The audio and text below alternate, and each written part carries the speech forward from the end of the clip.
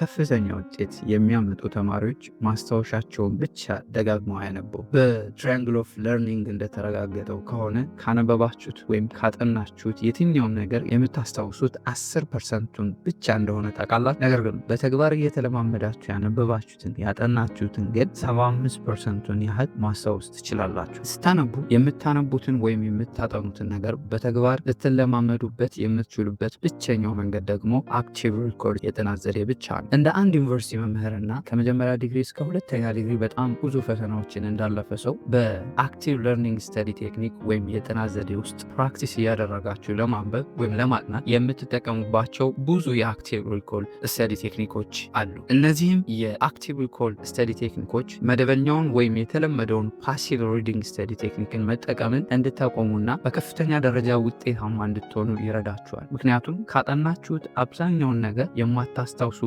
ዋነኛው ምክንያት ስታጠኑ ፓሲቭ ለርኒንግ ስተዲ ቴክኒክን ስለምትጠቀሙ ነው።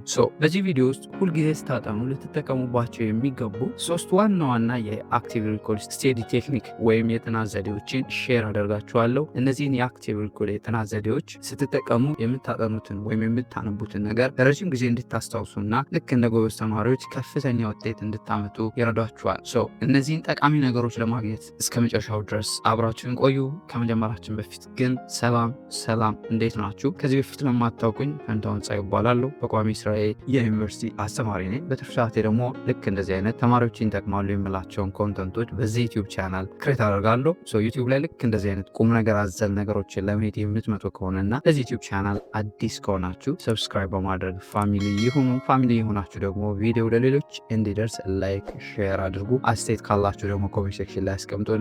ለስዳቤ ሁልጊዜም ስታነቡ ወይም ስታጠኑ ልትጠቀሙባቸው ከሚገቡ 3 ዋና ዋና የአክቲቭ ሪኮል ስተዲ ቴክኒኮች ውስጥ የመጀመሪያው ብለርቲንግ ስተዲ ሜቶድ ይባላል። ይሄ ሜቶድ ምንድን ነው? ብለርቲንግ ማለት ሲምፕሊ የምታስታውሱትን ነገር ባዶ ንጹህ ወረቀት ላይ ማስታወሻችሁን ወይም ቴክስት ቡካችሁን ሳታዩ ያጠናችሁትን ምን ያክሉን ነገር እንደምታስታውሱ ዝም ብላችሁ መጻፍ ማለት ነው።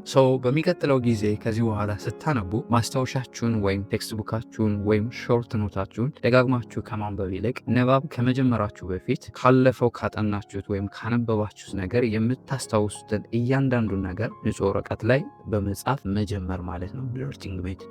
ንጹህ ወረቀት ላይ ያነበባችሁትን የምታስታውሱትን ነገር በመጻፍ ራሳችሁን መገምገም ትችላላችሁ። የምትጽፉት ግን ምንም ነገር ሳታዩ በማስታወስ ብቻ ይሆናል ማለት ነው። ይሄ ብለርቲንግ ሜቶድ የማታስታውሷቸውን ነገሮች ወይም የረሳችኋቸውን ነገሮች እና አሁን ላይ በምታጠኑት ጊዜ መሸፈን ያለባችሁን ነገሮች እንድትለዩ ይረዳችኋል። ይሄ በንባብ ውስጥ ያሉ ክፍተቶችን የቱጋ ክፍተት እንዳለባችሁ የቱጋ ድጋሚ ማንበብ እንዳለባችሁት እና ጋፓችሁ ምን ያክል እንደሆነ ብለርት በምታደርጉበት ጊዜ እንድትረዱ ይረዳችኋል። ይሄ ዘዴ በምታጠኑበት ጊዜ ጊዜያችሁን እንዳታባክኑ ይረዳችኋል ማለት ነው። ብለርቲንግ ሜቶድ በአጠቃላይ ስቴፑ መጀመሪያ ታጠናላችሁ። በምታጠኑበት ጊዜ መጽሐፋችሁን፣ ሾርት ኖታችሁን ወይም ፍላሽ ካርዶቻችሁን ልታጠኑ ትችላላችሁ። መጀመሪያ አዲስ ጥናት ከመጀመራችሁ በፊት ንጹህ ወረቀት ላይ የምታስታውሱትን ነገር ትጽፋላችሁ ማለት። ከጻፋችሁ በኋላ ምን ያክሉን እንዳስታወሳችሁና ምን ያክሉን ደግሞ እንዳላስታወሳችሁ ቼክ ታደርጋላችሁ። ያላስታወሳችሁትን ወይም ጋባችሁን ብላችሁ የምታስቡትን ነገር ክሮስ ቼክ በማድረግ እንደገና ደግማችሁ አዲስ ጥናት ከመጀመራችሁ በፊት ደግማችሁ ያን ነገር ማጥናት አለባችሁ። እንደዚህ በማድረግ ፈተና ላይ ከመወዛገብና ነገሮችን ረስቶ ከመጨናነቅ ይሄ ሜቶድ ያድናችኋል ማለት ነው። ይሄ በአጠቃላይ ጥቅሙ አእምሯችሁ ኢንፎርሜሽን ወይም ከዚህ በፊት ያነበቡን ነገር እንድታስታውሱ ፎርስ ታደርጉታላችሁ በምትጽፉበት ጊዜ። ሁለተኛ ጋፓችሁን አይደንቲፋይ ታደርጋላችሁ። ጋፓችሁን አይደንቲፋይ ካደረጋችሁ በኋላ ደግማችሁ ታጠኑታላችሁ።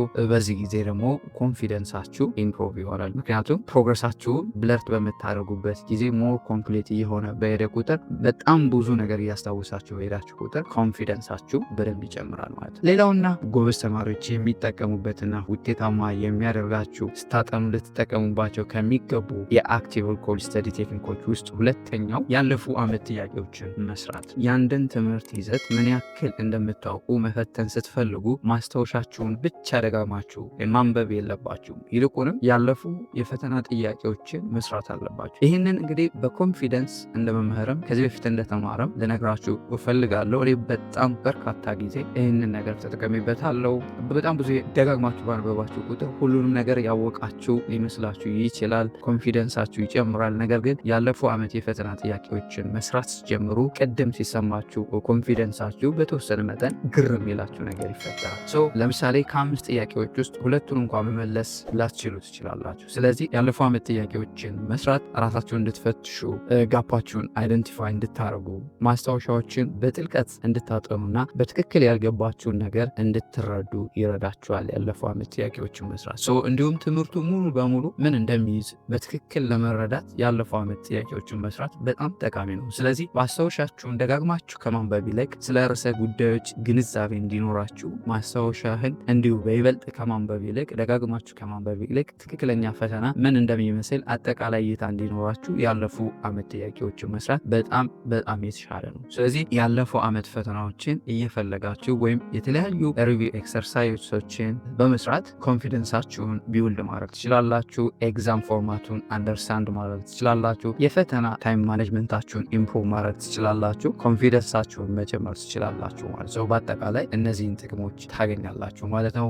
ሌላውና ሶስተኛው ሜተድ ስፔስድ ሪፒቴሽን ወይም ደጋግሞ ሪቫይዝ ማድረግ። ደጋግሞ ሪቫይዝ ማድረግ በጊዜ ሂደት የሆነ ነገር ካነበባችሁ በኋላ ሪቫይዝ ስታደርጉ በጊዜ ሂደት ደካማ ጎናችሁን መረዳትና በትምህርት የተሻለ መሆን ትችላላችሁ። ብዙዎቻችሁ ያጠናችሁትን ነገር የማታስታውሱበት ምክንያት ልክ ከፈተና በፊት ፈተናው ሲደርስ ሁሉንም ነገር በአንድ ጊዜ ለማንበብ ስለምትሞክሩ ነው እና የተማራችሁትና ያልተማራችሁትን ቀድሞ ራሳችሁን ቴስት ለማድረግ ምንም እድል ስላልነበራችሁ ነው። ነገር ግን አእምሯችሁ ትምህርቱን በትክክል አንደርስታንድ እንዲያደርገው እንድትዋሃዱት ከፈለጋችሁ ጊዜ መስጠት ይኖርባችኋል። ኢቨን በትክክል ደጋግማችሁ ሪቫይዝ ያደረጋችሁትን ነገር ኢቨን ተምራችሁ ከጨርሳችሁ በኋላ ኢቨን ከምረቃ በኋላም እንኳ ቢሆን ትምህርቱን ከጨርሳችሁ በኋላ ከረጅም ጊዜ በኋላ እንኳን ያጠናችሁትን ነገር ማስታወስ እንድትችሉ ይረዳችኋል።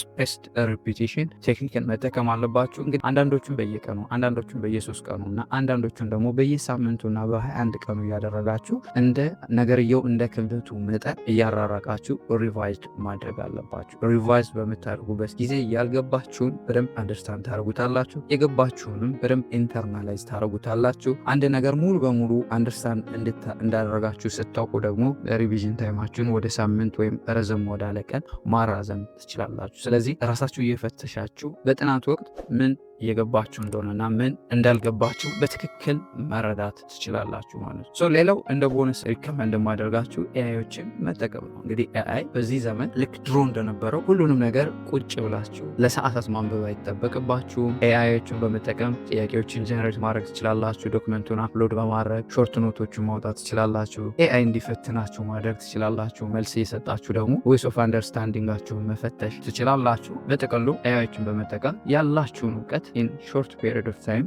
ነገሮችን አንደርስታንድ ማድረግ ትችላላችሁ። ስለ ኤአይ እንዴት ኤአይን በመጠቀም ማጥናት እንዳለባችሁ ማወቅ የምትፈልጉ ከሆነ ኮሜንት ሴክሽን ላይ አስቀምጡልኝ። ኢን ዲቴል አንድን ዶክመንት ከአፕሎዲንግ ጀምሮ ፈተና እስከ ጀነሬት እስከማድረግ እና ጥያቄዎችን እስከ ማውጣት ፕላስ የጽሁፍ ፈተና የመልቲፕል ቾይስ ትሩ ፎልስ እንዴት ማውጣት እንደምትችሉ ማወቅ የምትፈልጉ ከሆነ ኤአይ ብላችሁ ኮሜንት አድርጉልኝ። በሚቀጥለው ቪዲዮ ሰራላችኋለሁ። በአጠቃላይ ግን እነዚህን 3ቱን አክቲቭ ሪኮል ቴክኒክ ስተዲ ቴክኒኮችን በመጠቀም በሚቀጥለው ጊዜ ስታጠኑ መጠቀም ትችላላችሁ። ከዚህ በፊት የትኛውን አክቲቭ ሪኮል ስተዲ ቴክኒክን እንደምትጠቀሙ ኮሜንት ሴክሽን ላይ አስቀምጡልኝ።